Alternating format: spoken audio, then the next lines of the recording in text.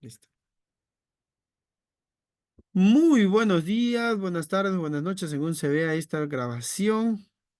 Tengan la cordial bienvenida de Academia Intellectum y por mi parte el profesor Daniel que va a estar compartiendo con ustedes un nuevo tema del curso de literatura. Y en esta oportunidad vamos a seguir desarrollando nuestros seminarios y para esta ocasión tenemos un tema muy interesante, bien, que es la Divina Comedia. Entre regular, medio y, y poco, ¿cuánto sabemos sobre la Divina Comedia? Milena, cuéntame tú primero, ¿cuánto sabes de la Divina Comedia del 1 al 10? Yo, yo, un uno creo, profesor. Un 1. Al menos sabías del nombre, la Divina Comedia. O recién te has enterado que existe una obra que se llama así. Pues sí la había escuchado, pero Sí la habías escuchado. Muy bien, excelente. Ayelén, ¿tú qué me comentas? ¿Sabías algo sobre la Divina Comedia o sabes algo sobre la Divina Comedia? Solo he escuchado el nombre. El nombre nada más, así como cuando escuchas el nombre de un profesor que se llama Daniel, más o menos así. Ya, Fernanda, ¿tú conocías algo sobre la Divina Comedia? Sí, profe, un 5, un 4 por ahí. Ah, caramba, muy bien, Fernanda. Entonces contigo vamos a trabajar muy bien el día de hoy la sesión. Significa que conoces bastante sobre la Divina Comedia. Un Entonces poco. va a ser fundamental. Excelente, entonces. Confírmeme si me escuchan, por favor. ¿Se me escucha bien? Sí, profesora. Muy bien. Entonces, iniciamos la Divina Comedia. No le pregunto a Rodrigo, no le pregunto a Abril, porque entiendo que sí ya conocen precisamente de qué trata la Divina Comedia. Obvio. Vamos a ver. Ya, ay, espera. Atención, por favor, a este fragmento de historieta. Quisiera que lo lean y al costado hay una pregunta. Por medio del chat me escriben cuál es su clave. Ya, a ver. Ahí hay un fragmento de una historieta. Revísenlo, léenlo. Hay que leerlo y que me comenten por medio del chat cuál es la respuesta según la pregunta que está al lado derecho.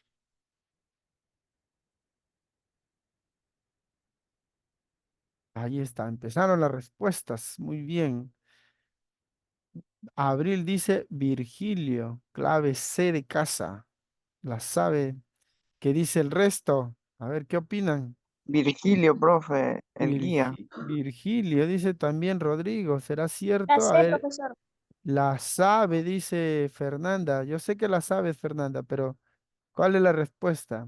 Dame la clave por el chat. A ver, dame esa clave. Fernanda dice que la sabe. Rodrigo dice Virgilio. Abril también fue la primerita que comentó. Bien,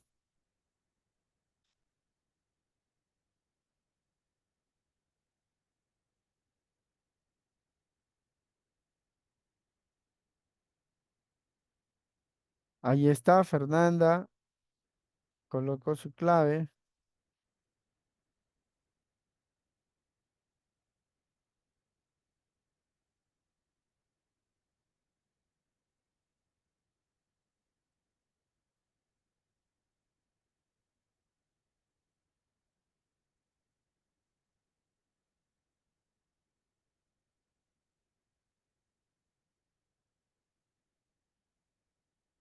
Ya, ¿nadie más? ¿Qué me dice por ahí? Anímate a participar.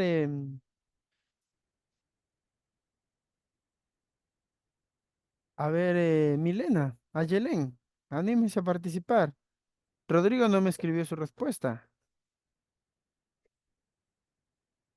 Tengo que escribirlo. Claro, pues Rodrigo. Si no, las palabras se las lleva el viento. Ya, a ver, a ver, a ver. Bueno, ahí hay dos, ahí está muy bien. Ahí hay dos personajes en la esquina en la esquina izquierda superior y dice, ¿qué es eso? ¿No? Señalando ahí uno. Luego para el lado derecho dice, parece que hay algo escrito mencionando en la parte superior. Luego dice, oh vosotros los que entráis, puntos suspensivos, abandonad toda esperanza. ¿A dónde están ingresando, Rodrigo? ¿A dónde están ingresando? Al infierno. Al infierno. Está como cuando justamente tu amigo, tu amiga especial te dice, ándate al infierno. Más o menos por acá se va. Listo. Luego, acá dice Gloops, como que le da miedo ahí al personaje que está acá. Y ahí extiende su mano y dice, prosigamos, yo mostraré el camino, o yo te mostraré el camino. Y ahí finalmente están las manos juntas y dicen bien. ¿No? Entonces, ahí estamos hablando del personaje Dante, ¿no? Y la pregunta dice, según el fragmento de la siguiente manga sobre la Divina Comedia, ¿quién extiende la mano a Dante para ingresar al infierno? La clave A dice Dante Alighieri, la clave B dice Homero, la clave C dice Virgilio, o la clave D, el profesor Daniel Vidal. Y la mayoría me dice que es Virgilio. Bien, la respuesta entonces es la correcta, es Virgilio. Entonces, en ese sentido, vamos a ir conociendo precisamente en esta sesión quién es Virgilio, quién es Dante y de qué trata precisamente la Divina Comedia. Para conocer ello, primero vamos haciendo un poquito de historia. Bien, entonces, en ese aspecto, la Edad Media es donde se ubica esta obra de la Divina Comedia. Ya, este es un periodo histórico que está arrancando aproximadamente con la caída del Imperio Romano en el año 476. Recordarás la clase pasada que estábamos, decíamos que la, la, la obra de Homero, que fue la Ilíada y la Odisea, marcó un punto crucial dentro de la literatura. Y esta también se resaltó dentro de lo que es la expresividad literaria griega. Sin embargo, esta cultura también tuvo que caer, como todas las grandes culturas, y surgió la cultura romana, ¿no? Como ambas, en el caso de la literatura, ambas tienen muchas coincidencias. Algunos estudiosos lo consideran como lo estudian o lo investigan, lo analizan en conjunto, o sea, los dos en un mismo espacio y lo catalogan como la literatura greco-romana, ¿no? Es decir, la unión de los dos. Y bueno, y esto se desarrolla y concluye aproximadamente en el siglo V, es decir, en el año 476, donde se da también la, la caída, ¿no? Termina lo que es la cultura o el imperio romano. Bien, y se extiende esta Edad Media, que es el punto de partida, lo que ya dijimos, se extiende hasta 1492, que es con lo que se da el descubrimiento de América por ya sabes quién, Cristóbal Colón, ¿no? O en 1453 también con la caída de Constantinopla, ¿no? La fecha que tiene la singularidad de coincidir con con la invención también, ¿no? Aproximadamente en esta época se inventó lo que es la imprenta con la publicación de la Biblia de Gutenberg. Entonces, tenemos muchos hechos particulares que generan el término de la Edad Media, la, el descubrimiento de América, la caída de Constantinopla, la creación o la invención de la imprenta, ¿no? Antes de esto, recuerden que se desarrollaba la escritura o el manuscrito o la escritura a mano. ¿No? Y antes del manuscrito se desarrollaba la expresión de manera oral. Recordarás, por ejemplo, en el caso de la Divina Comedia, perdón, en el caso de la Odisea, la Ilíada, no fueron obras que estaban escritas, sino se desarrollaban de manera oral. Entonces, Sin embargo, ya con la creación de la imprenta, todo iba a cambiar, todo iba a ser ya de manera más moderna, ¿no? Entonces, esos fueron los puntos de partida que tenemos con respecto a esta Edad Media o llamado también el medievalismo, ¿no? Empieza con la caída de Roma y termina con la conquista de América o también la creación de lo que es la imprenta. Todo este periodo, todo este tiempo duró 1000 años, es decir, un milenio que ocupó toda la Edad Media. ¿Qué podemos hablar de la Edad Media? En primer lugar, que ésta se divide en dos periodos. En la Edad Media Alta, que abarca desde el siglo V hasta el siglo XI, ¿no? Que empieza con lo que ya dijimos, la caída del Imperio Romano, y concluye aproximadamente, o en su caso también está lo que es la invasión de los árabes en la península ibérica, lo que se da en España.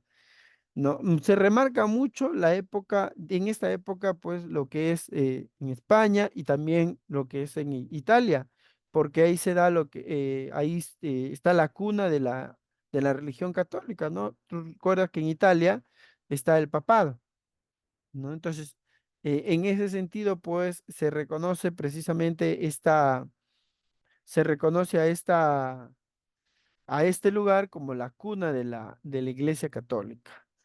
Entonces, podemos ver que se da esta situación, ¿no? Como parte de esta cultura. Luego, la etapa histórica propicia con la creación literaria, ¿no? Y también periodo, se da las fórmulas retóricas, la escolástica, tiene mucha carga del aspecto religioso. Ya en la Baja Edad Media, llámese Baja Edad Media porque lo que es este periodo empieza a decaer para dar un nuevo, que nazca una nueva época, un nuevo periodo que es ya el Renacimiento. ¿Cuáles son las características que se da? El feudalismo y las cruzadas, ¿no? Recordemos que en estas épocas también se desarrolló o tomó protagonismo el señor feudal, quien era un personaje que tenía pues muchas extensiones de tierra, ¿no? Y manejaba pues un tema de aspectos económicos. Se afianzó la burguesía y la monarquía, que era ya propio de la otra época del Renacimiento. Empiezan a surgir ideas humanistas, y acá es importante resaltarlo, porque precisamente la Divina Comedia es un punto central entre, eh, entre lo que es las ideas del la Edad Media y empiezan los pincelazos de la edad renacentista. Algunos estudiosos consideran a la Divina Comedia como una obra pre-renacentista, es decir, que está antes del Renacimiento, pero que todavía tiene algunas ideas de la Edad Media o del medievalismo. Entonces, otros lo estudian como parte del medievalismo, ¿no? Sin embargo, bajo cualquier situación, la obra de la Divina Comedia se encuentra históricamente hablando dentro del grupo de este periodo, ¿no? También se da, bueno, justamente lo que habíamos visto y el descubrimiento de Cristóbal Colón, ¿no? Ya se manifiesta esto en dos aspectos, tanto en España así como en el resto de Europa con los jarchas, con los mesteres, ¿no? El mester de juglaría, de clerecía, etcétera. Y también en el resto de Europa con el surgimiento de algunas lenguas, ¿no? Cuando cae Roma, empiezan a tomar protagonismo diferentes otros países en Europa, ¿no? Con la caída de Roma y también la muerte de esta lengua que era el latín, ya empiezan a surgir otras lenguas vulgares. Llámese las lenguas vulgares, por ejemplo, el francés, el inglés, el italiano, ¿no? Y se llaman vulgares porque en realidad fueron lenguas em, como aspectos coloquiales o actualmente lo podemos reconocer como jergas, ¿no? Entonces, y eran jergas de latín, Y por eso es que en esa época se le llamó lenguas vulgares, no como sea el caso, y gracias a, y por eso se le llama al latín la madre de todas las lenguas. Entonces, gracias a ello, se empezaron a crear las actuales lenguas que conocemos, ¿no? Ahora ya conocemos la lengua francesa, la lengua italiana, la portuguesa, la inglesa, etcétera. Pero surgieron así, como derivaciones, como, como justamente, como respuesta o como ramificación de la lengua matriz que era el latín. Entonces, en el caso de la Divina Comedia fue escrita precisamente en una lengua vulgar también, que fue el italiano. Muy bien. Y algo muy importante que tenemos que tener en cuenta en el medievalismo es que se desarrolló una corriente filosófica, así como en el caso de la época, griega que se desarrolló bajo una filosofía, ¿no? En la época medieval también se trabajó que fue el teocentrismo. A ver, y si tú recordarás, me dirás cuál fue la filosofía que se trabajó en la época griega. A ver, ¿recuerdas?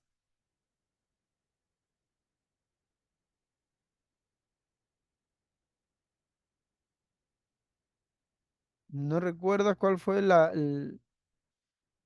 a ver, la filosofía que se trabajaba en la época griega?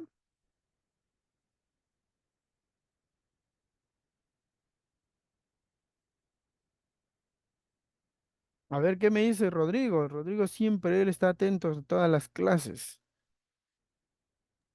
No, ¿Recuerdas, pero no me... Rodrigo? ¿No estuviste en la clase pasada? Sí, pero me olvidé. Uy, se olvidó. Tus apuntes, Rodrigo, rápido. Tus apuntes, ¿qué No, dicen? no lo apuntaba lo de ahí. No lo apuntaste justo eso. A ver, Fernanda. Fernanda sí me dijo que tiene hasta su cuaderno precisamente. Sí, profesor. Coméntanos. ¿Me podría repetir la pregunta? Muy bien, Fernandita. Abril, de repente ya lo tiene ahí la respuesta ya claro. Abril. ¿Recuerdas, Abril, cuál es la filosofía que se desarrollaba en la época griega? Sí, no. ¿Quién? Sí, no, no me acuerdo, bro. O sea, sí lo sé, pero no me acuerdo. Ah, ya, sí lo sabe, pero eso es lo importante, que sí lo sabes.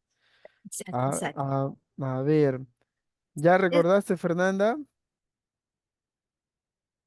No me acuerdo, profesor. Tampoco. A ver, apúntale, le he dicho siempre, apúntenlo. La memoria es frágil. Mira, Rodrigo, ve, ya se olvidó. Mira, Abril, ya se olvidó. Habíamos dicho, mira, ve, acá vamos a hacer una pequeña línea de tiempo. A ver, acá está. Ya está fea esta línea, lo vamos a borrar.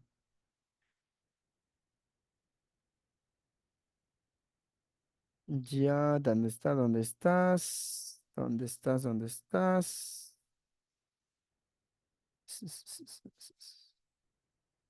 No hay. Este no. Este tampoco. Este menos.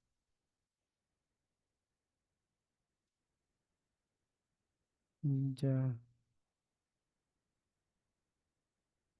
Bueno, voy a utilizar este.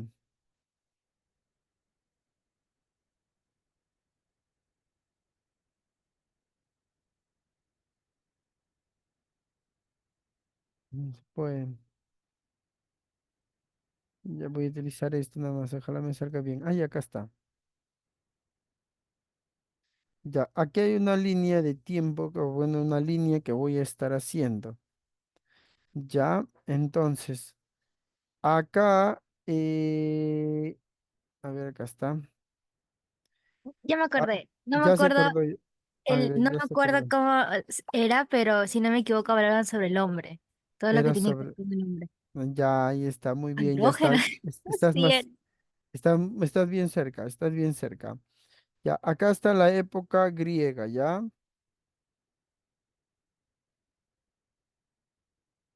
Antropocentrismo es. Antropocentrismo, muy bien, griega. Ya me acordé. Ya se acordó felizmente. Tenemos a la época griega y luego de la época griega tendríamos a la época medieval, medievalismo. Listo. Entonces, en la época griega tendríamos lo que ya dijo la gran Abril. Tenemos lo que es el antropocentrismo. Ya acá está el antropocentrismo.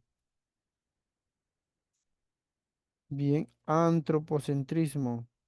Lo voy a colocar mejor con el otro porque no me sale acá así. Y en la época medievalista, acá está el antropocentrismo. ¿Qué significa antropo? Hombre, Hombre.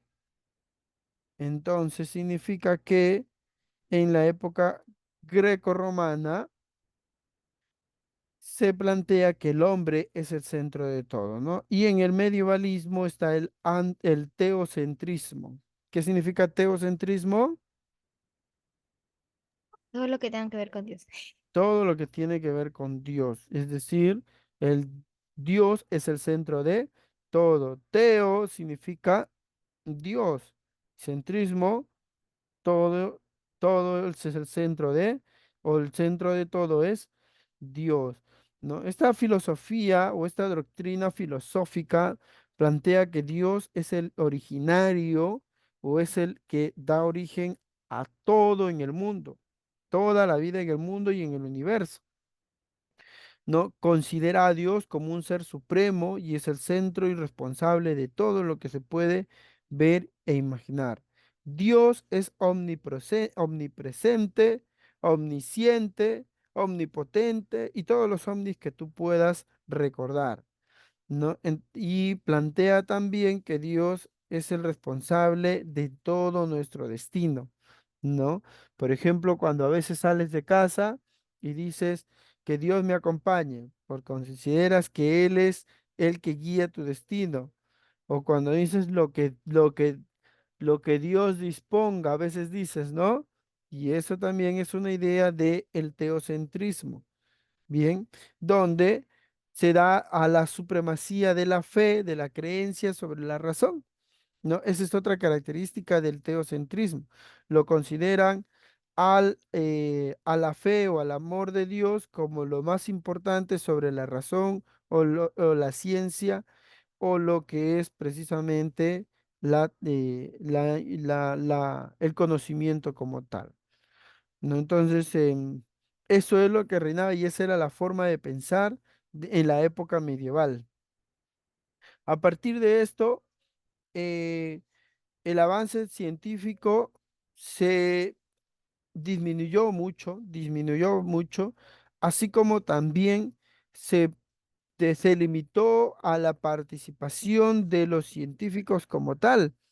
¿No? Significa esto que ya no se desarrolló mucha ciencia y es más, los que querían promover o buscar la alternativa de desarrollar ciencia estaban prohibidos de hacerlo, ¿no? A tal punto que si es que se sabía o se reconocía o se identificaba que estabas desarrollando ciencia, eras llamado un hereje en esta época. ¿Y quién era un hereje? Era uno de los mayores pecadores del mundo. Y para ello, la iglesia, ¿no? Creó un sistema que permita, em, que permita em, luchar contra los herejes, que permita trabajar sobre los herejes, ¿no? Y entonces creó un sistema que se llamó la Santa Inquisición, que era una organización que se encargaba de purificar el alma de los herejes para que ellos puedan pasar ya al reino del cielo, ¿no? Ahora, pregunto yo, de repente, Milena, ¿tú recordarás o tú sabrás algo sobre la Santa Inquisición?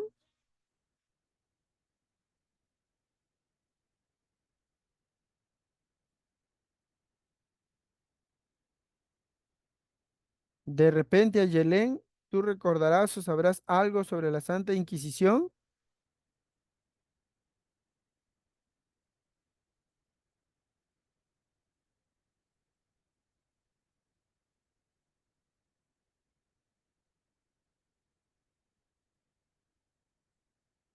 Muy bien. Vamos a ver solamente una parte pequeña de lo que era la Santa Inquisición, ya por medio de este video ilustrativo que nos plantea eso.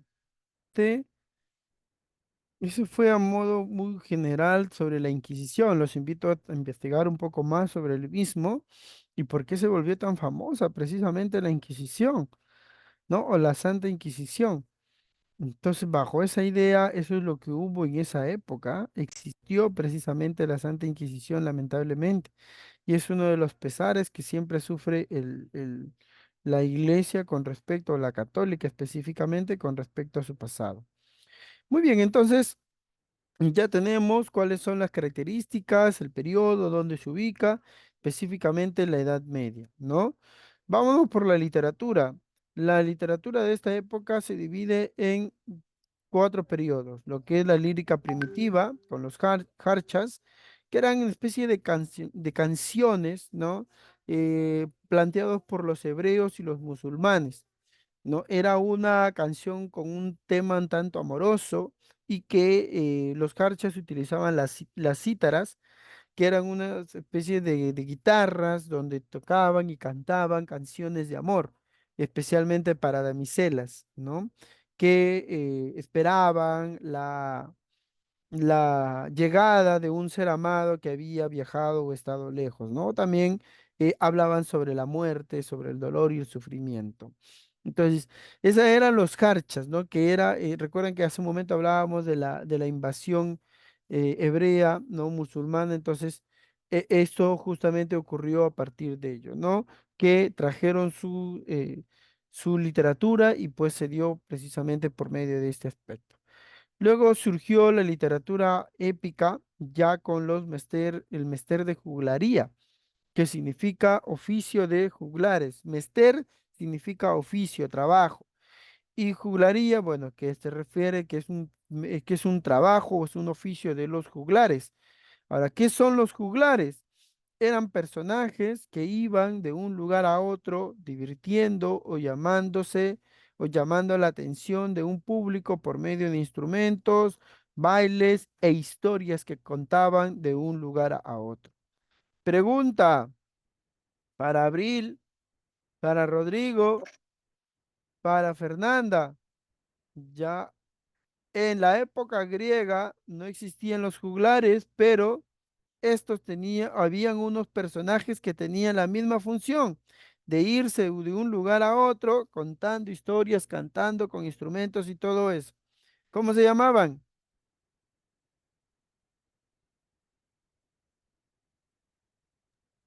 No sé, profesor. ¿Pero le puedo dar un ejemplo? ¿Quién era uno de esos? ¿Quién era uno de esos? Homero. Homero, así es. Entonces, este personaje era considerado, era llamado un Aedo. Aedo, apúntenlo ahí. Era llamado Aedo, lo que en la época media eran los juglares, en la época clásica eran los Aedos. Repito, los Aedos eran personajes que iban de un lugar a otro cantando y mencionando diferentes canciones, historias y acompañado de instrumentos musicales. Eso eran los juglares, también tenían esa misma función y ellos cantaban cantares de gesta o poemas de peleas o conflictos que se daban, ¿no? El más famoso cantar de gesta que existe es, por ejemplo, el cantar del Mío Cid o el cantar de Roldán, que también es una historia que parecida al cantar del Mío Cid. No sé si ustedes han escuchado del cantar del Mío Cid. Hace referencia a la historia de justamente el Mío Cid, un valiente guerrero que sufre una afrenta, que sufre una humillación y que a partir de eso se va a luchar en nombre de su rey, quien le había hecho esta humillación. Posteriormente es perdonado y regresa precisamente al castillo donde era. ¿No? Entonces, los cantares de gesta tenían estas características, así como la Ilíada, la Odisea. Eran anónimos. ¿Y por qué eran anónimos? A ver, ¿quién me dice? Abril, de repente, ¿por qué eran anónimos los cantares de gesta?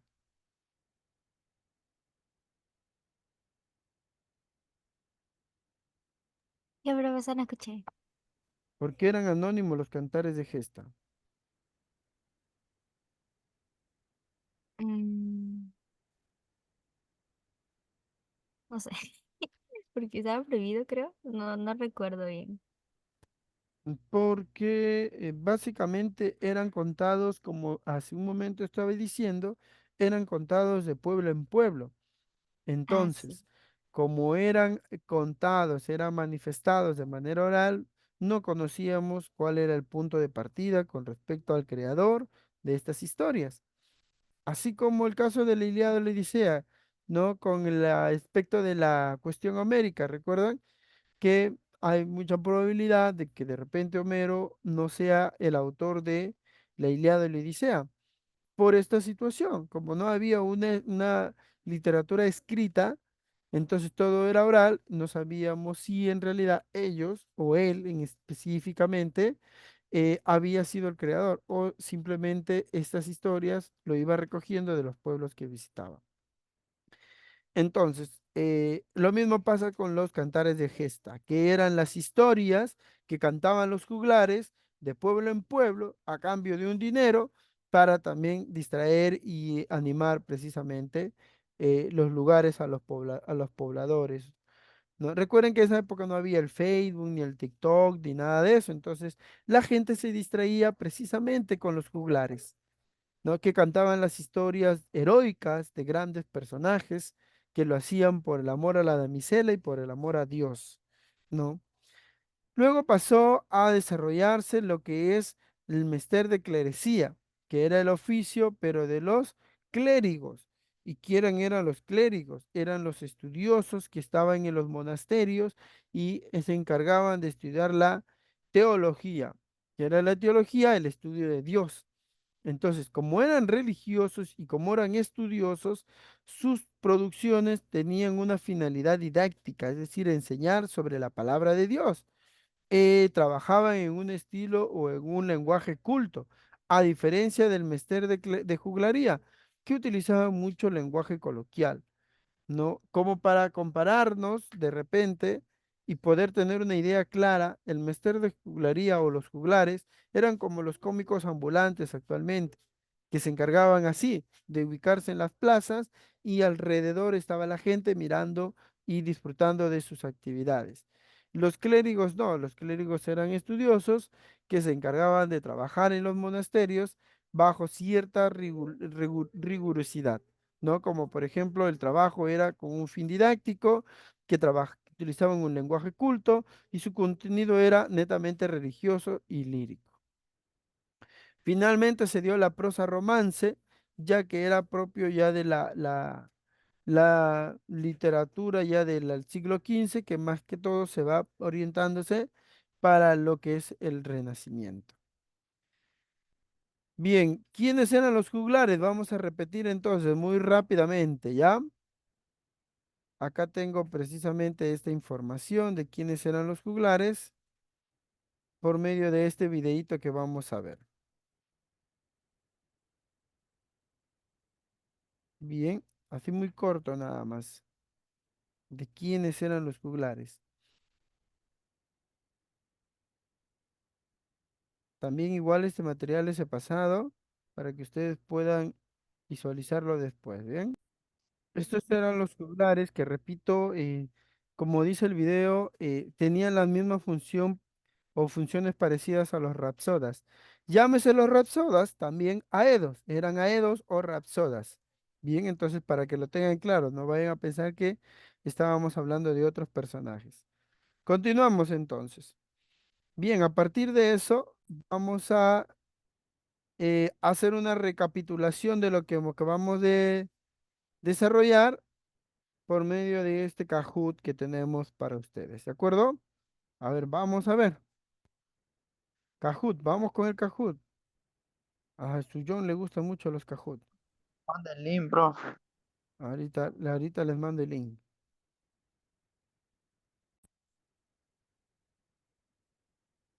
Ya, ahí está el Kahoot. A ver, ingresamos al Kahoot.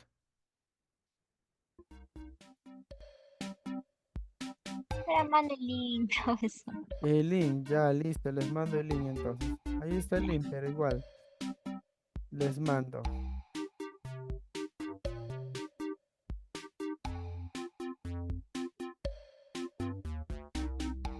Ya está.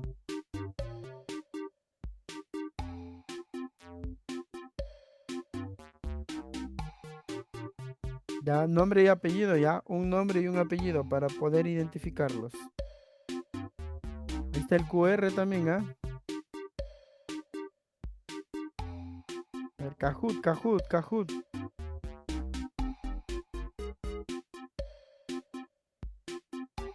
Rapidito nada más.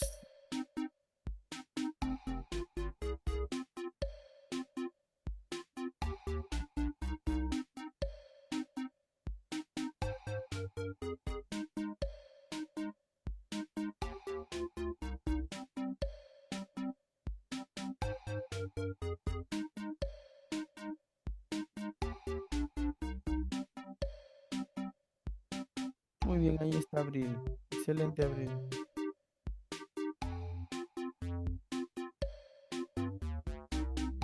Seguimos, seguimos. ¿Quién más? ¿O solo trabajamos con Abril?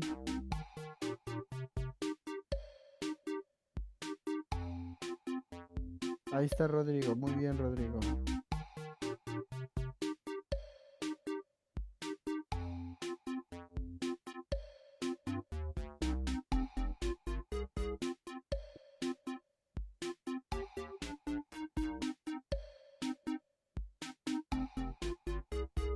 Muy bien, Milena. Bienvenida.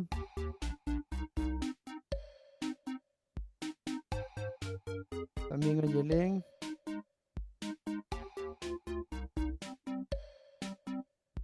Fernanda. Ya ingresó.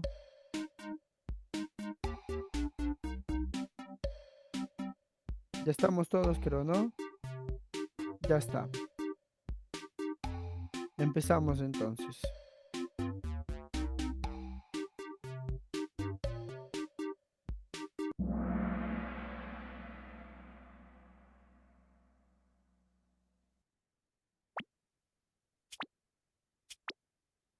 A ver, ¿qué dice?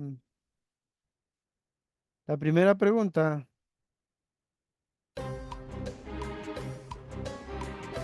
¿Cuál fue el evento que planteó el punto de partida del medievalismo?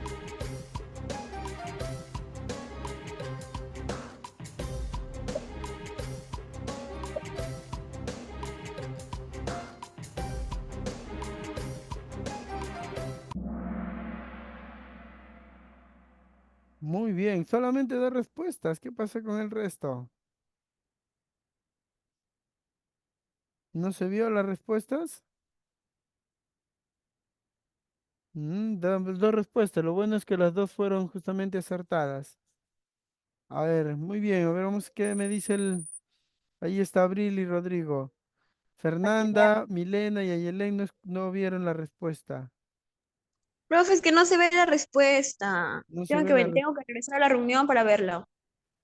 Ah, ese es el problema. Marcaremos, leeremos la pregunta, las claves, ¿ya? Vamos a ver, vamos a ver. Siguiente pregunta.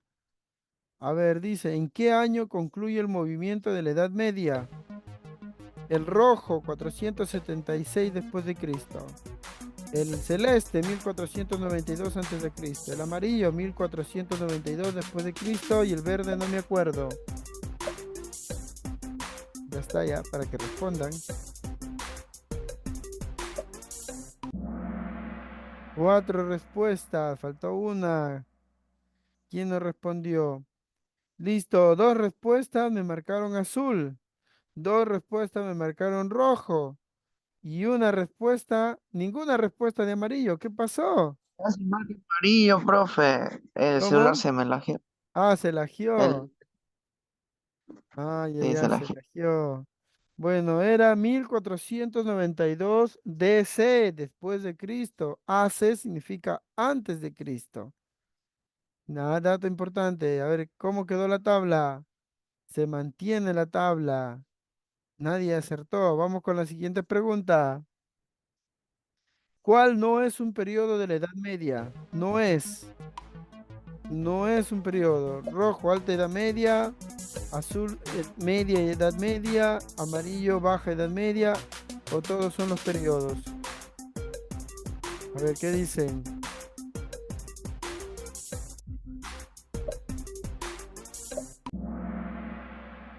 Muy bien, a ver, azul solo marcó una respuesta, verde, todos son los periodos, dice, y la respuesta es la media edad media. Ese no existe, solo existe la alta edad media y la baja edad media. No ¿cómo va a existir la Yo nomás media edad respondí, media? profe, yo. Solamente Rodrigo nada más respondió. Significa que ya le ganó a Abril. A ver, vamos a ver qué dice la tabla. Ahí está, Rodrigo, muy bien. Significa que alguien está poniendo atención a la clase. A Sigamos, la sigamos. chorizo. A la champa, dice Rodrigo, ¿será cierto? Está envidiosa. Ah, está envidiosa, ya, listo, listo. Habló la envidia. Vamos con la siguiente, a ver. No es una característica del Mesterer de Clerecía. Planteaban contenido lírico, tenían un fin didáctico, utilizaban estilo culto o iban de pueblo en pueblo. ¿Cuál no es? No es.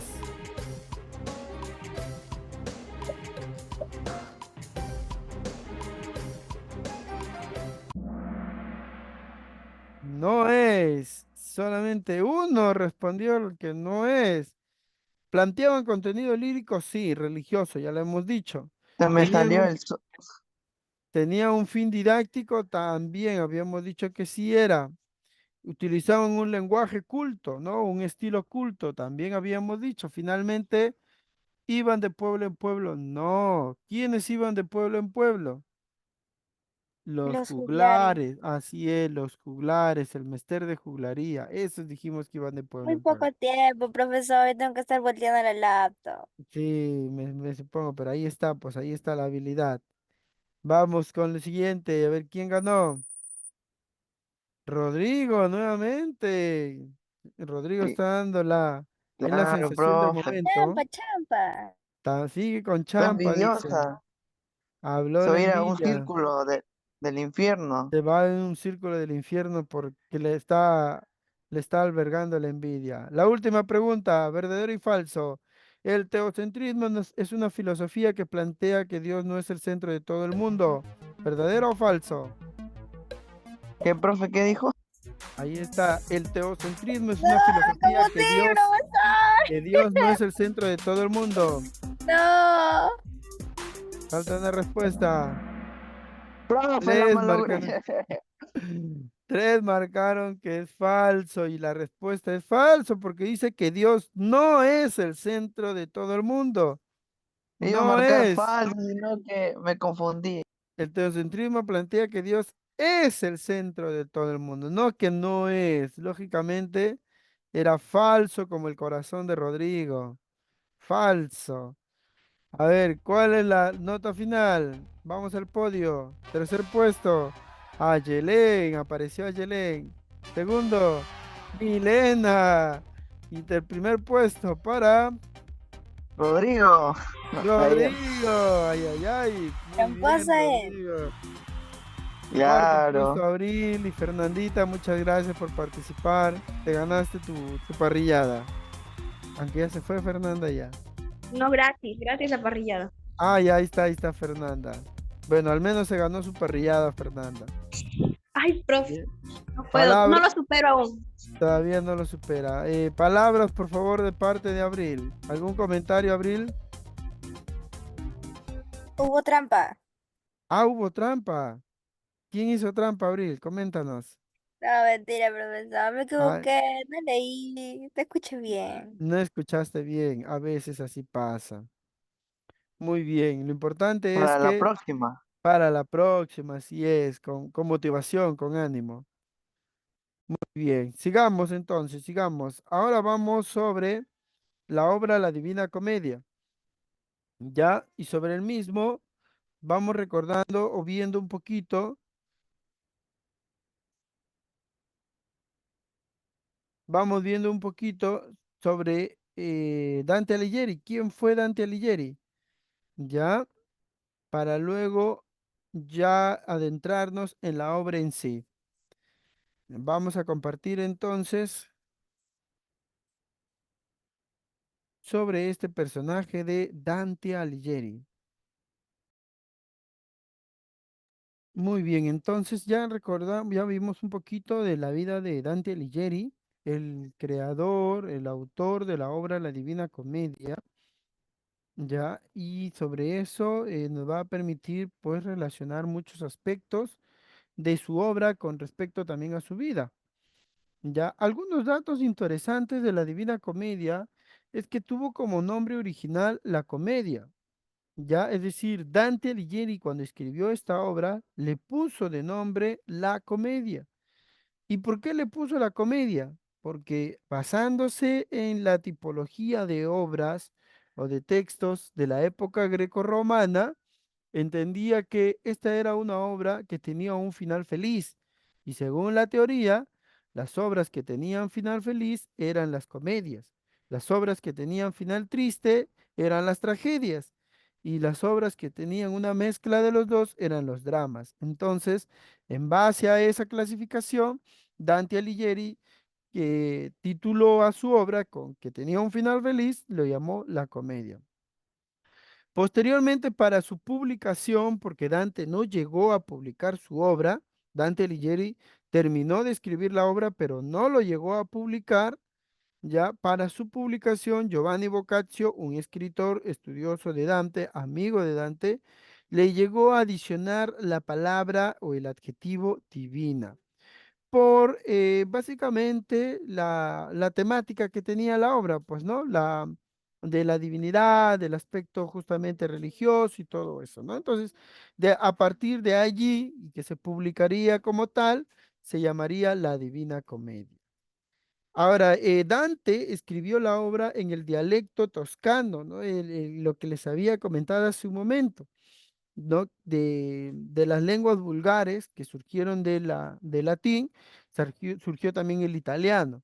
Entonces, que es precisamente la lengua base del italiano actual y que se usó mucho en el siglo XI y en el siglo XII de esa época. Entonces, y lo escribió en esa lengua. Es importante revelar esto porque hay una información a posterior que nos va a permitir entender las características de la obra de Dante.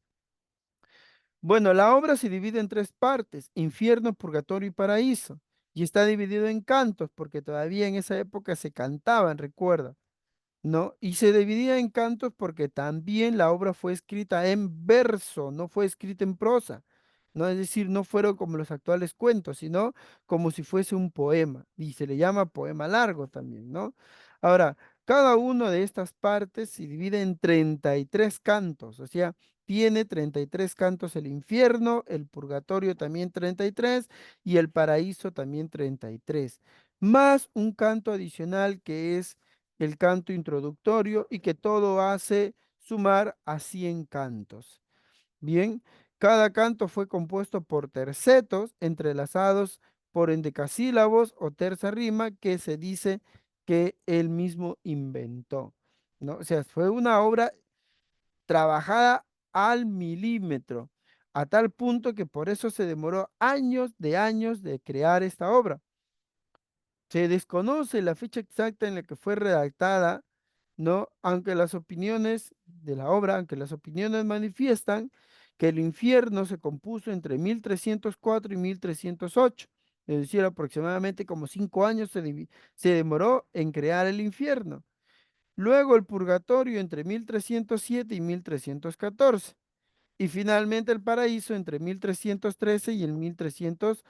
1821, la época o el año en que este poeta llega a morir. Entonces, se le llama poeta porque, repito, su obra fue escrita en verso, pues un poema largo que se desarrolla. ¿Ya? Acá en la parte celeste, si ustedes se pueden fijar, la estrofa estaba compuesta por 3 versos, cada estrofa, ¿ya? Así como se ve acá en la imagen. Mira, ve, toda la obra está dado por tres versos, verso 1, verso 2 y verso 3. Ya, y cada uno de los cánticos cuenta con 33 cantos, como ya lo dijimos, más el canto introductorio. De manera que la obra se completa y se compone de 100 cantos. Y se usa en la rima original, que es la terza rima. Ya, Eh, todas las, todos los utiliza en cada verso el endecasílabo, es decir, que cada verso tiene 11 sílabas. Todos los versos tienen 11 sílabas y utiliza el terceto. ¿Qué significa el terceto? El tipo de estrofa, ¿bien? En donde se mezcla la rima de la del primer verso con el tercero y el segundo, ¿ya? Y el segundo se queda justamente con el cuarto y así sucesivamente. Así van pasando cada uno de todas las estrofas. Ese es el tipo de terceto. La obra en verso se manifiesta de la siguiente manera, les voy a compartir. Miren, ve, acá está. La obra en verso está así, mira, ve. Y ahí está todo, mira, ve. Si te das cuenta, está escrito todo en verso, ¿ya? Y cada uno de estos, hay tres, ve. 3 estrofas, aquí hay una estrofa, aquí hay otra estrofa de 3 versos, aquí hay otra estrofa de 3 versos, aquí hay otra estrofa, y todas las estrofas estaban así, en tercetos. ¿Ya? Y repito, una estrofa, un verso rimaba, el primer verso rimaba con el tercero, el segundo con el cuarto y así sucesivamente, ¿ya? Acá no pasa, no se ve esto porque debería rimar este con este de acá y este de acá rimaba con este de acá y así sucesivamente, ¿ya? Pero es que recuerda, como te comenté, la obra fue escrita en italiano toscano, entonces significa que en la lengua originaria sí pasaba eso, como el ejemplo que te he mostrado hace un momento. Entonces ahí sí se nota el caso de los tercetos, como acá, justo acá, ve. Acá está, ve. El primer verso ya termina en ita, igual que Smarrita, ahí está, termina en ita también. Oscura, igual que dura. Forte, igual que el siguiente. Y paura, también igual que el siguiente. Y así van rimando uno con respecto al otro. Entonces, imagínate todo ese trabajo. Y que tenía que terminar, repito, en 11 sílabas todo. Todo tenía que terminar en 11 sílabas. Acá está, mira, ve. Ya te voy a poner el ejemplo para que veas el trabajo que hizo. Aquí hay una sílaba. A, mi, tad, del, ca, mi, no, de, la, vi, da. Ahí tengo 1, 2, 3, 4, 5, 6, 7, 8, 9, 10, 11. 11 sílabas. Acá veo 11 sílabas. Lo mismo acá.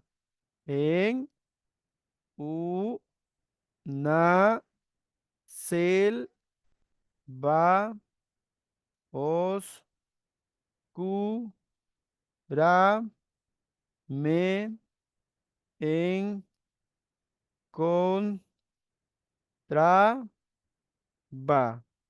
Acá también había 11 sílabas. Confirmamos. 1, 2, 3, 4, 5, 6, 7, 8, 9, 10, 11, 12, 13. Profesor, ¿no sabe sumar? No, lo que pasa es que acá la teoría literaria nos dice que se unen. ¿Quiénes se unen?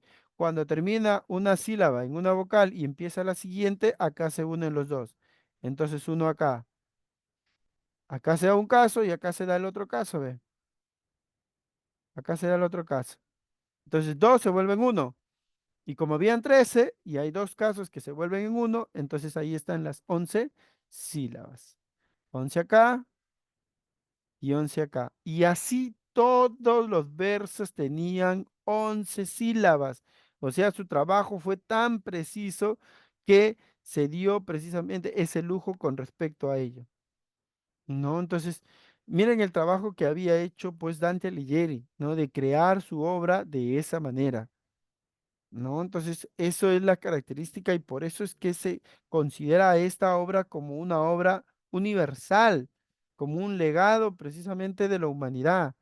Entonces, en ese sentido, pues estamos entendiendo el trabajo y el sacrificio. Esto de acá se llama métrica, ya la métrica lírica. Ya no sé si ustedes lo han visto antes, pero posteriormente también lo vamos a enseñar a qué se refiere la métrica lírica. Pero eso es lo que justamente también se realiza cuando se hacen poemas. Bien, vamos con lo que sigue. Luego vemos que el poema se ordena en función de simbolismos del número 3, que evoca a la Santísima Trinidad, ¿no? Y el equilibrio, la estabilidad y el triángulo, ¿no? Que hace referencia a eso, ¿no? Las tres proposiciones que componen el silogismo en lo que se sumaba el 4, tres, las partes, por ejemplo, 3 es el tema de las partes que está dividida la obra, el infierno, el purgatorio, el paraíso, ¿no? Entonces, pero recuerda que hay un cuarto, entonces al utilizar el número cuarto representa a lo que son los elementos de la tierra, que es tierra, aire, fuego y agua, dando como resultado el número 7, la suma de los dos. ¿Y qué relación tiene el 7? El 7 tiene que ver con los pecados capitales, lo que menciona en su segunda parte del purgatorio. Finalmente, el infierno está dividido en 9 círculos, ¿no? El purgatorio en 7 círculos y el paraíso también en 9, relación con el 3, que figuran como los planetas en torno al Sol. Y bueno, ¿qué es lo que nos tiene precisamente la obra de la Divina Comedia? Tres partes, ¿no? En estas tres partes vemos lo siguiente. En primer lugar, se describe que en Jerusalén, para Dantes, el infierno está exactamente debajo de esta ciudad y su antípode estaría en el purgatorio, ¿no? Acá se encuentra Jerusalén y recuerda que en Jerusalén es donde se crucificó a Jesús. Y debajo de este lugar de Jerusalén está el infierno, según la historia de Dante. Bien, luego, ¿qué encontramos en el infierno? Primero, a la selva oscura donde Dante se hallaba perdido. Y aquí es donde encuentra a Virgilio, quien lo rescata de esa situación en la que estaba Dante. Bien, pero Virgilio había sido enviado por Beatriz cuando Virgilio estaba en el infierno porque Virgilio no podía entrar al paraíso. Ya Virgilio cuando estaba en el infierno fue visitado por Beatriz, que era un ángel. Bien, y le dice Virgilio, anda a Dante y sálvalo de donde está y llévalo precisamente al paraíso. Ya, porque Beatriz, como era un ángel, no podía llegar hasta el infierno. Entonces, para eso lo manda a Virgilio. Y tras la colina está precisamente la puerta del infierno. Acá encuentran a los tres animales, ¿no? A la loba, al león y a la pantera, ¿no? Que hacen referencia a la envidia, la avaricia y la soberbia. ¿No? Entonces, pero para no enfrentarse Dante a estos, justo llega Virgilio y Virgilio le dice que tomen otro camino para poder llegar a su destino. ¿Y cuál camino es? Es el camino que los lleva hacia el infierno, luego al purgatorio y finalmente al paraíso. Entonces, antes de llegar al infierno, está para que pasen por el río Aqueronte, donde está el barquero Caronte. Bien, pero antes de llegar a este río estaba el preámbulo del infierno, donde se encontraban los indiferentes. ¿Y quiénes eran los indiferentes? Las personas que no creían en Dios, ni tampoco los que creían en Dios. O sea, no tenían, estaban en duda. si creer o no creer en Dios. Entonces ellos vivían atormentados por las picaduras de los mosquitos y los gusanos, caminaban por ahí deambulando y como no se les recordaba, no se les reconocía por alguna acción que hayan hecho, entonces significa que ellos iban a estar deambulando sin sentido durante su vida. ¿Por qué? Porque no habían hecho nada trascendente dentro de su vida. Entonces, a ellos se les llama los indiferentes o los neutros, como vi también en un texto que había. Luego, acá está en el río Aqueronte, está Caronte, el que cruza las almas de un lugar a otro. En el primer círculo, ya por aquí aparece el primer círculo del infierno. El círculo era como un cono invertido, ya, y todo daba hacia abajo. Ya, en este lugar se encontraba precisamente los no bautizados, es decir, los que no habían visto a Dios nunca antes del bautizo como tal, como justamente se dice en la Biblia. Ya, y ellos se encontraban, y aquí es donde se encontraba precisamente Virgilio, como muchos de otros estudiosos griegos, ¿no? Estaba también Homero, estaba Sócrates, estaba Platón, estaba infinidad de personajes de la historia de la cultura griega, ¿no? Y bueno, acá se encontraban precisamente los no bautizados. En el segundo círculo se encontraban los lujuriosos se encontraban desnudos, golpeándose en un torbellino uno con respecto al otro. Acá es donde estaba también el rey Minos, ¿no? El rey Minos se encontraba precisamente en este lugar, ya indicando hacia qué círculo se iba a ir el alma que llegaba precisamente al infierno. Él tenía una cola y en esa cola pues lo envolvía al alma en número de vueltas según el círculo que iba viajando. Luego de eso, luego del segundo círculo estaba el tercero, en donde se encontraban los glotones en una lluvia de granizo, y acá estaba el cancerbero, o el perro precisamente de tres cabezas, que aullaba y desgarraba a los glotones, agarraba, los descuartizaba, los mordía y los lanzaba al lodo. Y nuevamente ellos se regeneraban para que nuevamente sean desgarrados, mordidos, destrozados por el cancerbero. Y ese era su castigo por ser precisamente haber caído en este círculo de los glotones. Ese es el tercer círculo del infierno. En el cuarto se encontraban los ávaros y los pródigos que se lanzaban piedras. Acá Plutón cuidaba precisamente este círculo y esperaba que precisamente estaban los ávaros y los pródigos lanzándose las piedras como tal. En el en el circo 5, en el círculo número 5 se encontraban los iracundos y los tristes. No, acá se encontraba en la laguna Estigia el barquero Flegias, ¿no? Que se encargaba de trasladar a las almas hacia las murallas de Dite. Acá Dite es un lugar muy interesante, vamos a mencionarlo en un momento. ¿Ya? Y encontraba precisamente a los tristes, los que se habían precisamente, em, se encontraban desolados, melancólicos, etcétera. Luego, para pasar al sexto círculo, había esta muralla, ¿no? La muralla donde dividen el alto infierno junto con el bajo infierno. ¿No? Acá se encontraban ya, a partir del bajo infierno, se encontraban los pecados más álgidos. Acá en el alto infierno, digamos que los pecados que se podían salvar un poquito. Estos pecados, los que decidían salvarse, se iban al purgatorio. Bien, entonces así estaba dividido. Y ya, acá se encontraban los herejes, mira, ve, acá estaban justamente los herejes, según Dante. No, aquellas personas que proclamaban pues la no creencia de Dios, ¿no? Y eran sepulcros ardientes donde se encontraban ahí metidos. Luego viene el río Flegetonte, ¿no? Donde acá estaban los minotauros y los centauros. El minotauro, ¿recuerdan al minotauro? El animal mitad hombre, mitad toro, y el centauro, mitad hombre, mitad caballo.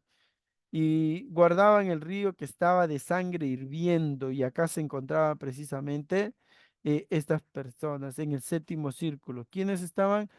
Los violentos, los violentos contra otras personas, los violentos contra sí mismos, ¿no? Por ejemplo, se sabe que la iglesia no acepta, por ejemplo, em, el caso de las personas que se suicidan, ¿no? Acá se encontraba entonces el caso de los violentos que eran sobre sí mismos, sobre otras personas y hasta sobre los animales, también decía que se encontraban acá. En el octavo círculo estaban los fraudulentos, los que precisamente hacían fraude con diferentes formas, ¿no? Los que caían en engaños, en mentiras y todo eso. Y para eso el octavo círculo se dividía en fosas, en 10 fosas de distintos castigos según los fraudulentos. Bien, y acá quiero hacer una pausa porque quiero especificar esta de las fosas, ¿ya? Y les hago saber que les he compartido este material sobre estas fosas, ¿ya? Que es un material muy interesante, les recomiendo que lo revisen, ¿ya? Para que puedan ustedes tener a detalle con respecto a esta información de las fosas. Ya, a ver, acá está. Y todo lo que es los círculos del infierno. Ya, acá está, está en el Drive, pueden ustedes pueden revisar y descargar ahí toda la información. Acá está justamente a detalle.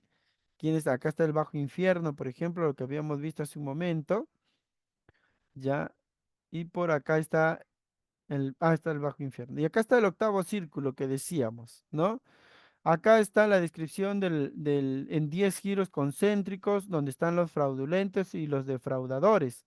En el primer círculo estaban los rufianes y los seductores, aquellas personas que eh, seducen a otras personas, ya, o los rufianes, ladrones, ¿no? Que justamente caen en fraude o hacen fraude. Los lisonjeros, las personas que precisamente también hacen referencia, a ver, acá está en esta parte, ya, permítanme rapidito,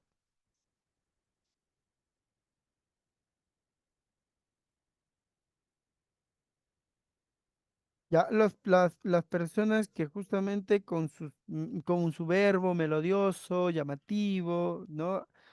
Hacen referencia a querer generar estas, estos mensajes que llaman la atención o que buscan, ¿no? Algunos lo llaman los charlatanes, etcétera, ¿no? Entonces, por ahí están, en ese círculo están los lisonjeros. Los simoníacos, en el siguiente círculo, los simoníacos,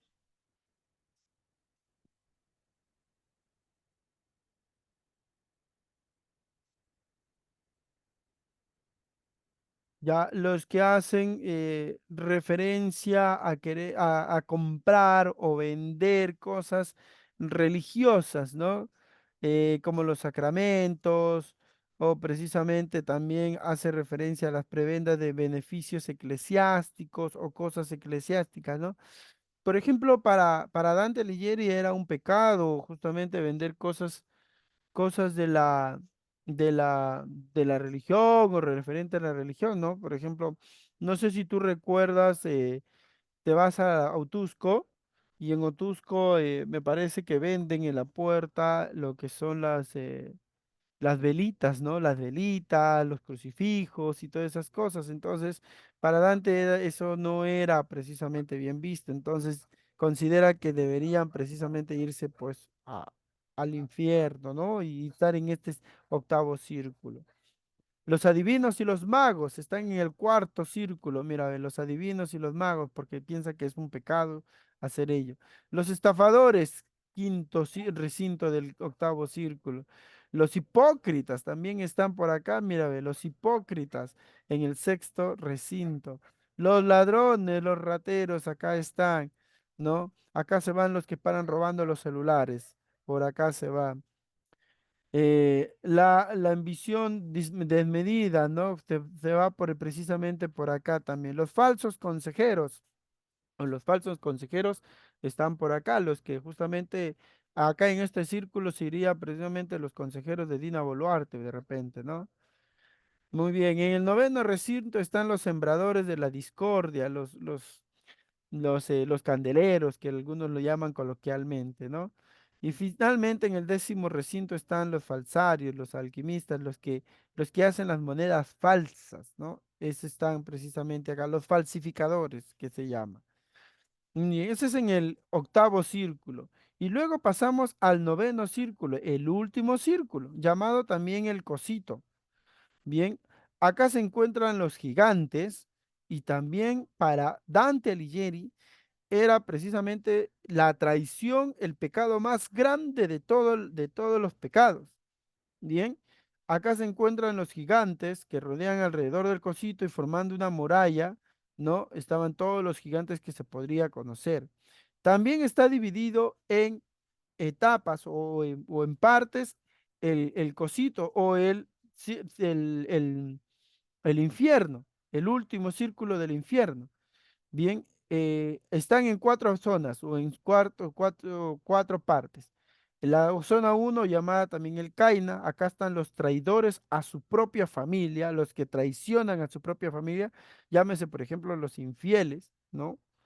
Traicionan a su propia familia. En la zona 2 está llamada también Antenora, donde están los traidores políticos a su patria, ¿no?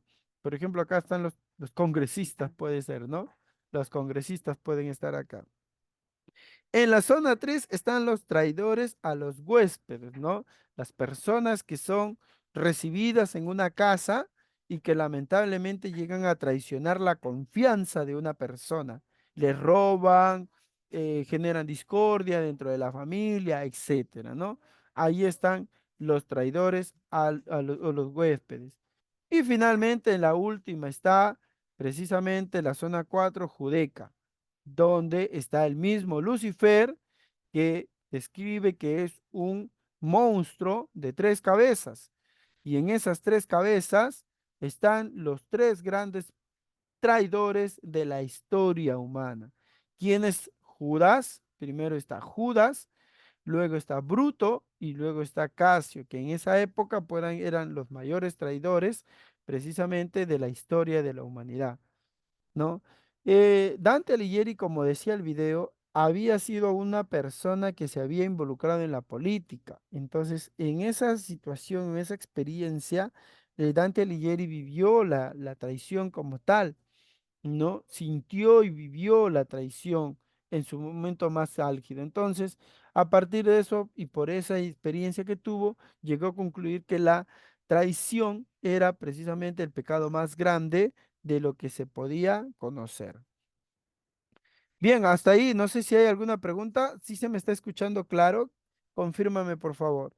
¿Se está escuchando bien? Sí, profesor. Muy bien. Listo, entonces.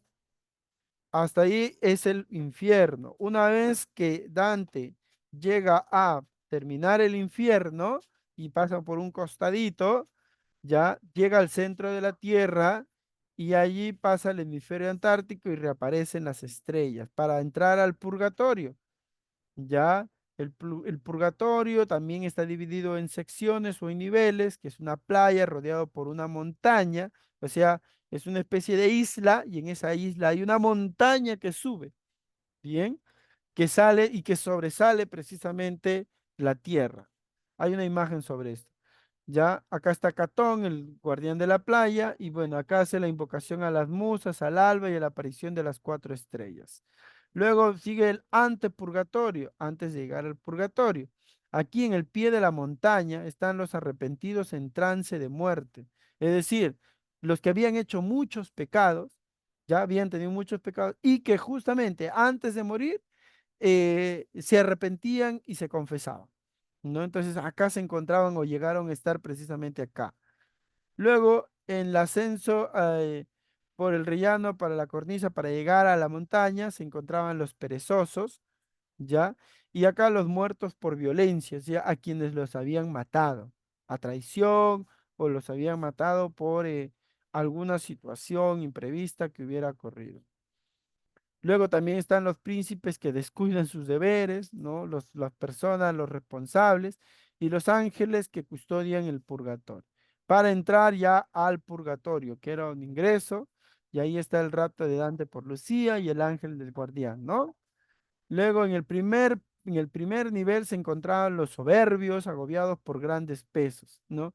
Superada la puerta, atraviesan un angosto y ordenado pasaje hasta una meseta, y los soberbios recitaban el Padre Nuestro, ¿no? Donde justamente se encontraban y explicaban la superación del antepurgatorio, que es la parte anterior a que la que habíamos visto. No, los soberbios justamente em, se encontraban allí sufriendo grandes pesos, caminaban de un lugar a otro sufriendo grandes pesos para poder justamente plantear una redención con respecto a lo que pasaba, ¿no? Entonces aquí empieza precisamente el segundo nivel, donde estaban los envidiosos y ellos tenían los ojos cosidos para que no envidien precisamente las pertenencias de otros. En el tercer nivel se encontraban los iracundos envueltos en una espesa nube, como justamente su raciocinio. Los iracundos eran las personas que se enfurecían y no se controlaban. ¿No? Aquí se encuentran presión. Y esa falta de control los que llevaba a cometer alguna acción negativa. En el cuarto nivel estaban los ociosos, ¿no? Que se encargaban de correr y correr y correr y no detenerse nunca. Y justamente eso pues generaba que esté los ociosos como tal, ¿no? En el quinto nivel estaban los ávaros y los pródigos, ¿no? Para poder justamente también salvarse como tal de su pecado. En el sexto círculo estaban los golosos, ¿no? Que estaban padeciendo de hambre, se encontraban allí muy esqueléticos, ¿no? Justamente por no estar comiendo según lo que ellos era su gusto. Y finalmente, en el último nivel estaban los lujuriosos, ¿no? Que se hallaban inmersos en un fuego profundo. Finalmente, después de haber llegado al último nivel, se encuentra el paraíso, ¿ya? Y en el paraíso estaba la purificación por el fuego. Bien, hasta aquí entra la participación de Virgilio. Ya Virgilio, como se encontraba en el infierno, en el primer círculo, como habíamos dicho, en el círculo de los no bautizados, ya aquí justamente lo deja a a Dante. Y Dante pues se asusta, le dice, pero ¿y ahora qué voy a hacer? Yo no conozco el camino. ¿Cómo me vas a dejar a la mitad del mismo? Y Virgilio le dice, tranquilo, Dante, no te preocupes, no te me chicopales. Esto solamente es por un momento, ya van a venir a acompañarte. Y ahí es donde llega su amada Beatriz, ya para que justamente lo siga bien. Entonces, acá es cuando se encuentra con Beatriz. Dante se interna en el Edén hasta un arroyo que interrumpe su camino y en la ribera aparece Matilde, que le explica el origen de los ríos del paraíso. Luego, en un carro triunfal simbólico, viaja por el Edén para que aparezca justamente Beatriz y sea la persona que la va a acompañar y lo va a guiar por los 9 círculos o los 9 niveles del paraíso. Bien, entonces, el primer cielo era la luna donde se encontraban precisamente los ángeles. En este planeta, o llámese también planeta, era similar al anteinfierno. O sea, antes de llegar al infierno, este es antes de llegar al paraíso. ¿Ya? Aquí se encuentran las almas que quebrantaron los votos religiosos por culpa ajena y gozan de menor luz que los otros, ¿no? Entonces, por acá estaban precisamente los ángeles. Luego, en el segundo cielo, segundo planeta, estaban los arcángeles. Acá se encuentran los espíritus activos y beneficiosos que hicieron obras virtuosas, ¿no? Que hicieron acciones positivas. En el tercer cielo estaban los principados, los espíritus inflamados por el amor de Dios. En el cuarto círculo estaban los potestados, es decir, los espíritus sabios, los teólogos, los que estudiaban teología, ¿no? Y que practicaron el amor al prójimo. Por ejemplo, Santo Tomás de Aquino se encontraba por acá. En el quinto círculo estaban los virtuosos, ¿no? Los que precisamente encontramos a los mártires de la fe religiosa. Por ejemplo, si nosotros queremos ubicar a alguien del Perú, a alguien que puedo ubicar, acá podría estar, por ejemplo, Santa Rosa de Lima. O también, ¿cómo se llama este santo? Eh, ¿Cómo se llama este santo moreno? San Martín de Porres, estaba también San Martín de Porres.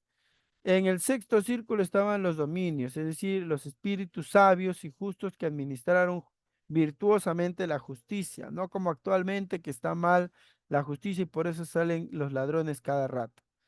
En el séptimo círculo estaban ya los tronos, estaban los espíritus contemplativos.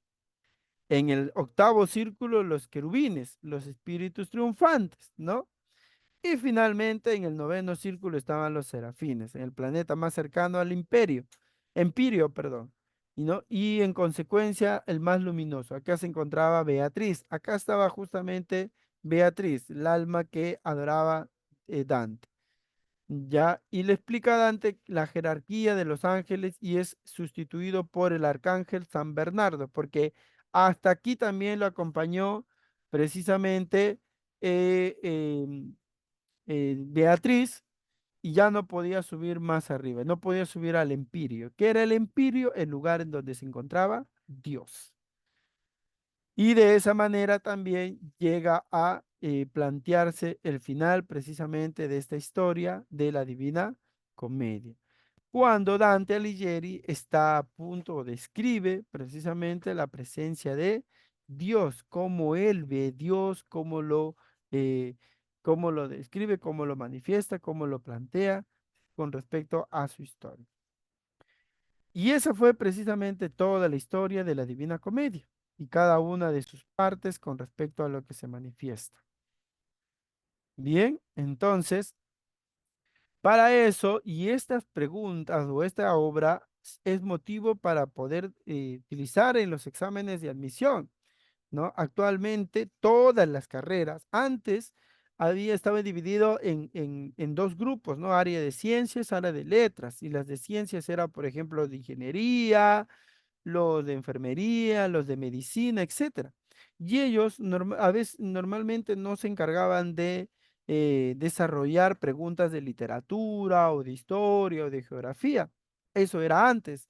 Ahora el prospecto ha cambiado y pues plantea de que todas las áreas, todas las carreras deben estudiar todos los cursos, incluido literatura. Entonces, por ejemplo, en este examen que ha ocurrido en el 2021 recién, ya vino una pregunta de la Divina Comedia. Justamente dice, en la Divina Comedia del examen CEPUN 2021 en el área C, dice, la pantera, el león y la loba significan respectivamente, ¿cuál? A, B, C, D o E. ¿Qué me dicen ustedes? Miren, así de fáciles son las preguntas de la UNT, ¿ah? Así de fáciles. A ver, ¿qué me dicen? Marquen su clave o menciónenme precisamente su clave. Profesor, en mi librito no sale eso. ¿En cuál librito? El de, el de Divina Comedia. Ahí me Ah, no, sale. claro, no, eso sí, no, pero hace alegoría con respecto a tal. No, hace un momento también yo le he mencionado. ¿Sí? Sí, así es. Ahora, eso depende de qué librito también, ¿recuerdas?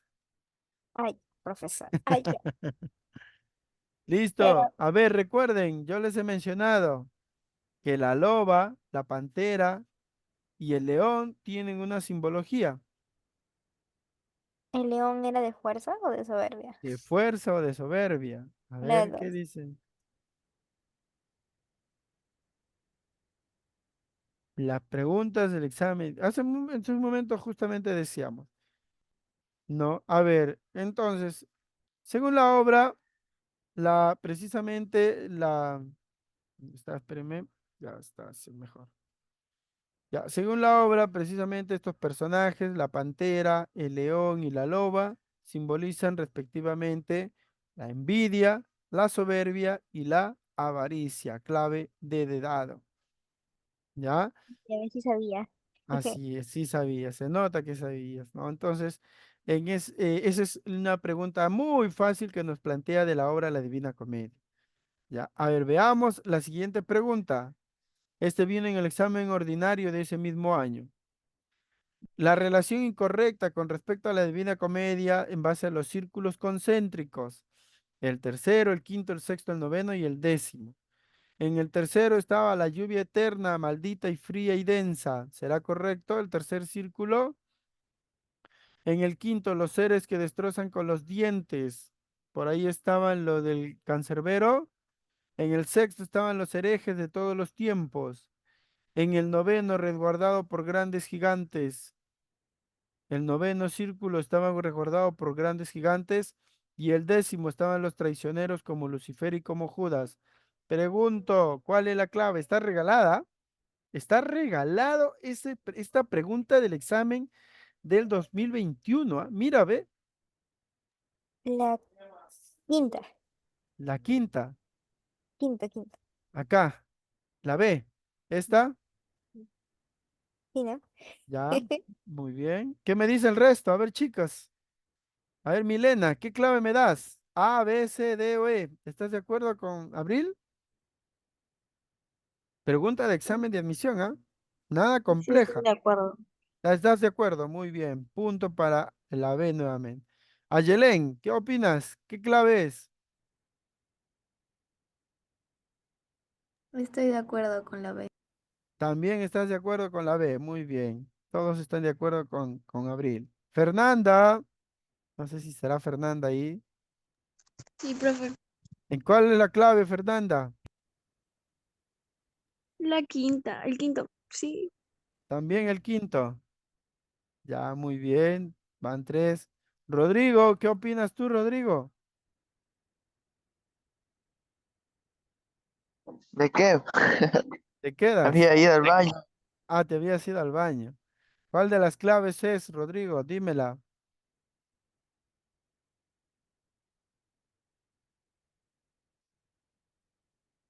¿No hay clave, Rodrigo? La B, la B. La B también dice Rodrigo. Listo. Me voy con Abril que había dado la respuesta y el resto la siguió. Abril, pregunta Diga. fácil, ¿ah? Pregunta fácil. ¿Cuántos círculos había en el infierno? Nueve. No, no. Ah, no, sí, sí. ¿Cuántos? 9. 9. Y yo me pregunto, ¿por qué elegir la B si en la clave E dice el décimo círculo? A ver, primero que nada, en el quinto usted había mencionado que estaba Laguna Estigia, que decía que había iracundos Ya, tristes. la pregunta es clara, estimada Abril. Ay. ¿Cuántos círculos hay en el infierno? ¿Y cuántos? 9. 9, lógicamente. Y si acá Pero, me está hablando de un pero, décimo círculo, pero Muy la B, mal, ¿cuál Abril. está No, mal? no, muy mal. ¿para qué ¿Cuál me está siguen? mal? La ¿Cuál B, está mal? la B, la Dice, B. la relación incorrecta, dice. La relación incorrecta. Ya, Lógicamente va a ser la E de enano porque nos está hablando de un décimo círculo. la B. Es el noveno. ¿Quién está hablando? El Leca. Yo, El- profe, es el noveno. ¿Cuál noveno? O sea, no es décimo, es noveno. Claro, solamente es 9, nada más. Ya, entonces, yo no sé qué pasó con el resto, que lo siguió Abril, no me leyó bien. Al Es respecto, que, ¿qué profe, opinas, quería saber Rodrigo? si ella lo respondía, o sea, quería saber si ella respondía bien, nada más. Sí, Mm, sí. ¿Qué opinas tú, Abril? Profesor, pero está mal. La quinta no están los glotones. En la quinta no están los glotones. No, Ya, a ver, vamos a ver, vamos a ver. también está mal, profesor. Se ve mi respuesta. A ver, vamos a ver. Y yo tengo mi librito y yo sé que mi El librito está librito. bien. Ya. A ver, acá está. La quinta es la Laguna Estigia, iracundos tristes. Donde están los tristes, ¿no? Ajá. Ahí ya está, ahí vamos a ver. Espérate, mejor vamos a otro, a donde hay más especificación. Y en la Ya. cuarta era donde se comían entre sí, que Donde se estaba el comían entre cerbero. sí. Lo importante es que está con el librito. El Sí. librito es importante. Vamos a ver qué nos dice. Porque por lógica nada más tendríamos que sacar que es el décimo círculo, porque no existe un décimo círculo. Ya, profesor. Ya, a ver, vamos a ver, acá está. Quinto círculo, los iracundos, no llegada a la ciudad de Dite, oposición de los demonios.